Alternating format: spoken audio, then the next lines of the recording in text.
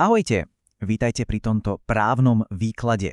Ak sa pripravujete na skúšku z európskeho práva, skôr či neskôr zaručene narazíte na jeden absolútne prelomový judikát. Je ním samozrejme prípad Costa proti Enel, takže poďme sa do toho hneď pustiť.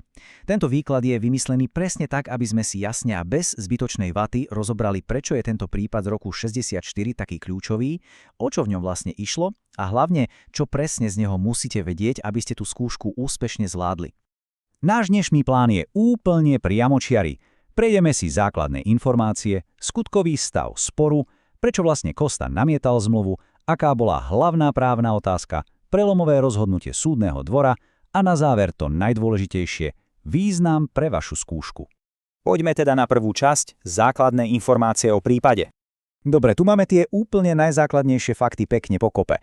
Oficiálny názov znie Costa proti Enel a ide o vec 6/64. Rozhodoval o nej vtedajší Súdny dvor Európskych spoločenstiev, a to v roku 1964. No a to absolútne najpodstatnejšie, čo si treba hneď na začiatku zafixovať, je hlavná téma tohto sporu. Ide o slávnu prednosť práva Európskeho hospodárskeho spoločenstva, teda predchodcu dnešnej Európskej únie, pred vnútroštátnym právom členských štátov. Tieto štatistiky sú taký ten úplný nevyhnutný základ. Presúvame sa k druhej časti. Skutočný stav sporu, alebo inak povedané, ako sa to celé vôbec zomlelo. Celý tento príbeh sa začal písať v roku 1962. Čo sa vtedy stalo? Taliansko sa rozhodlo, že znárodní celý sektor elektrickej energie. Jednoducho slúčilo dovtedajšie súkromné podniky a vytvorilo jeden obrovský štátny kolos s názvom Enel. A tu prichádza na scénu náš hlavný hrdina, pán Flaminio Costa. Bol to taliansky občan, advokát, ale hlavne, a to je pre náš prípad to najdôležitejšie, bol to akcionár jednej zo súkromných energetických spoločností s názvom Edison Volta, ktorej sa to znárodenie pochopiteľne priamo dotklo. Pán Costa s týmto krokom vlády zásadne nesúhlasil. A viete, akú formu protestu si zvolil? Úplne prozaickú. Jednoducho odmietol zaplatiť svoj účet za elektrinu. Možno to znie ako banalita, veď ide o jednu nezaplatenú faktúru však, ale práve tento drobný akt vzdoru dostal celú vec pred Milánsky súd a odštartoval tak jednu z najdôležitejších právnych bitiek v histórii Európy. Tretia časť nášho výkladu. Pozrime sa na to, prečo vlastne pán Costa namietal zmluvu a ako presne argumentoval. Dobre, teraz bystrite pozornosť, pretože tu máme jednu zásadnú vec pre pochopenie celého skutkového jadra. Costa vo svojej argumentácii tvrdil, že Taliansko si nemôže vytvoriť štátny monopol v energetike spôsobom, ktorý môže zasiahnuť do spoločného trhu, slobody usadiť sa a obchodu medzi členskými štátmi. Toto je naozaj kľúčový detail pre každú dobrú skúškovú odpoveď. Talianská vláda totiž neporušila európske právo automaticky len tým, že energetiku znárodnila. To vôbec nie.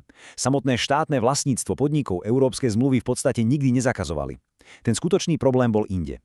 Znárodnením totiž vznikol gigantický štátny monopol v mimoriadne dôležitom hospodárskom odvetví a práve to reálne hrozilo obmedzením spoločného trhu a narušením voľnej súťaže. Pán Costa nebol len tak hocikto, bol to advokát, takže jeho argumentácia bola mimoriadne precízna. Namietal rozpor so 4 konkrétnymi článkami vtedajšej zmluvy o EHS. Poďme si ich v rýchlosti rozmeniť na drobné. Poprvé, článok 102. Costa argumentoval, že ak má nejaké opatrenie vplyv na spoločný trh, Taliansko to malo vopred konzultovať s komisiou, čo sa však nestalo. Po druhé, článok 93. Tu sa vynorila citlivá otázka štátnej pomoci a možného neoprávneného zvýhodnenia tohto nového štátneho podniku. Po tretie, článok 53. Znárodnenie znamenalo reálny zásah do slobody usadiť sa. Súkromné firmy z iných členských štátov už totiž nemali šancu slobodne vstúpiť do talianskeho energetického sektora. No a nakoniec článok 37. Vytvoril sa štátny monopol obchodnej povahy, ktorý mohol priamo obmedziť voľný obchod medzi samotnými členskými štátmi. Až vďaka pochopeniu tejto premyslenej argumentácie do seba tie jednotlivé kúsky skladačky krásne zapadnú. Sme pri štvrtej časti. Aká bola vlastne hlavná právna otázka v tomto prípade? Pred súdnym dvorom stála naozaj fundamentálna otázka. Môže sa členský štát dovolávať neskoršieho vnútroštátneho zákona proti záväzkom, ktoré mu vyplývajú zo zmluvy o EHS? Ak to preložíme do bežnej ľudskej reči, ak na seba Taliansko raz vezme nejaké povinnosti v rámci medzinárodnej európskej zmluvy, môže si neskôr len tak prijať nový vnútroštátny zákon, napríklad presne ten o znárodnení, a tie predchádzajúce európske povinnosti elegantne obísť. V tej dobe mnohí právnici uznávali staré známe pravidlo lex posterior derogat legi priori, teda že novší zákon automaticky ruší ten starší. Súdny dvor sa tak ocitol pred obrovskou historickou dilemou. Čo bude mať prednosť? Novší taliansky zákon alebo staršia zakladajúca zmluva spoločenstva? Časť 5. Rozhodnutie súdneho dvora. A toto, priatelia, je ten slávny prelomový moment. Súdny dvor sa s tým vôbec nemaznal a jeho zdôvodnenie bolo úplne jednoznačné. Rozhodol, že právo EHS má, a tu budem citovať, osobitnú povahu. Nejde tu len o nejakú obyčajnú medzinárodnú zmluvu. Členské štáty totiž dobrovoľne vytvorili spoločenstvo a natrvalo naň preniesli časť svojich vlastných suverénnych právomocí.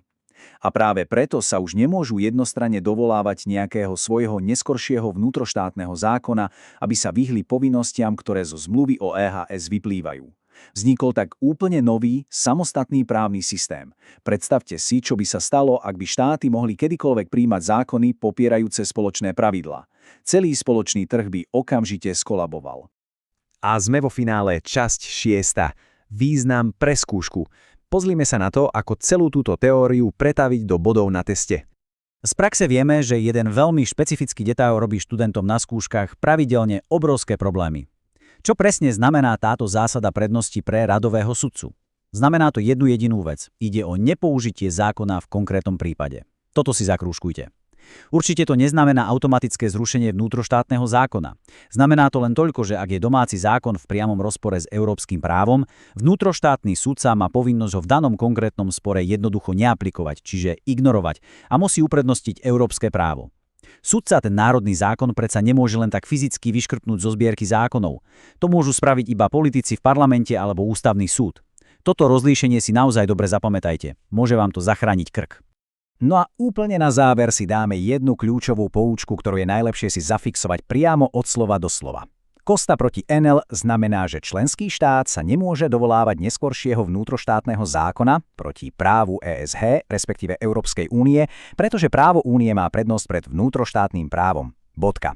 Týmto jedným historickým rozhodnutím sa položil absolútny základný kameň celej európskej integrácie.